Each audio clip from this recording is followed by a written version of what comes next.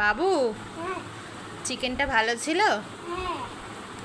আমি রান্না করছিলাম, তো ও একটু কষা খেতে ভালোবাসে। তো কষা তুলে আমি বাবুকে 4 পিস দিয়েছি। এমনি তরকারি খাবে না, কষা দিলে, চিকেনটাই কষা দিলে ও কষা খেতে খুব ভালোবাসে।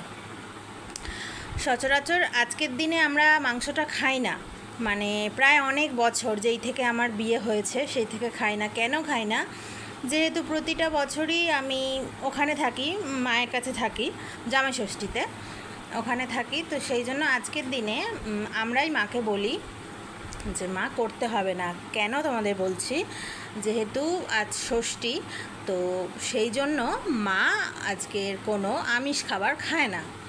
তো আমরা সেই জন্য বলি যে তুমি খাবে না, আমরা একা একা খাবো না। তো সেই জন্য মা একটু আজকের মাছ 5 রকম ভাজাভুজি আর 2টো একটা তরকারি করে মায়ের জামাইকে খেতে দেয়, আর সেই খাবারটাই আমরা সবাই খাই, মা বাদে।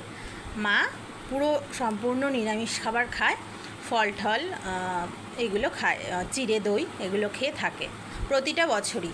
তো সামনে বছরও যাওয়া হয়নি, যেহেতু হচ্ছে ঠাকুমা মারা গেছিলো, সেই জন্য 1 বছর হয়নি, সেই জন্য যাওয়া হয়নি। আর এই বছর বাবু ছোট, এছাড়াও হচ্ছে বাবা ঘরটা একটু খুলেছে, সেটা নতুনভাবে হচ্ছে, তো সেই কারণেই এবছরও যাওয়া হলো না। তো সেই আর কি, সেই জন্যই আমরা আজকের দিনে মাংসটা খাই না।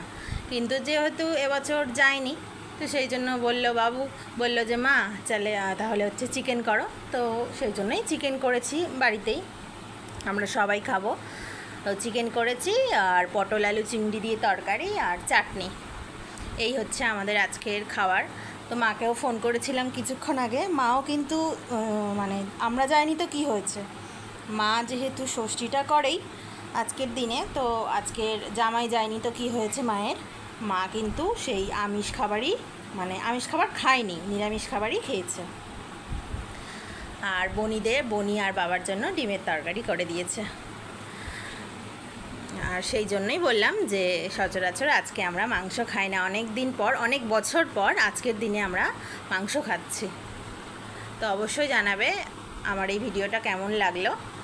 আর বাবু, তোমার কষা মাংস খেয়ে ভালো লেগেছে তো? বাবু কষা মাংস খেতে খুব ভালোবাসে, তরকারি মাংস অতটা খায় না, কিন্তু এই কষা মাংস 3-4 পিস দিলে ও খায়, ঝোলের মাংস 1 পিসও খাবে না। তো চলো, যাই হোক, আমাদের এই ভিডিওটা এত পর্যন্তই। কেমন লাগলো অবশ্যই জানিও। হ্যাঁ, আর সবাইকে শুভ জামাই ষষ্ঠীর অনেক অনেক শুভেচ্ছা। অনেক ভালো থাকো, আনন্দ করো, খুব মজা করো। চলো, টাটা।